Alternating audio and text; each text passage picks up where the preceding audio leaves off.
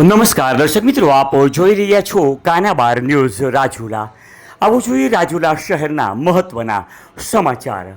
અમને મળતી માહિતી મુજબ રાજુલા માર્કેટિંગ યાર્ડ પાસે નજીકમાં એક ઘટનામાં આગ લાગવાની ઘટના બનવા પામેલ છે. આ આગ લાગવાની ઘટના કઈ રીતે બની તે બાબતે રાજુલા પોલીસ હાલ તપાસ ચલાવી રહી છે.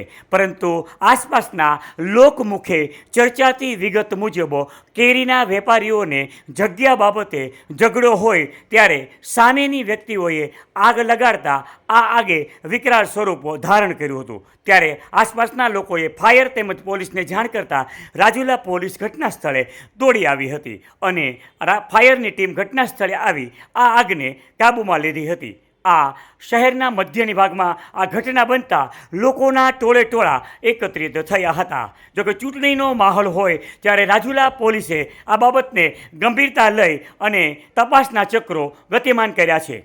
આપ જોઈ રહ્યા હતા કાનાબાર ન્યૂઝ રાજુલા. આપણા શહેરના આવા જ અવનવા સમાચાર માટે જોડાયેલા રહો કાનાબાર ન્યૂઝ સાથે.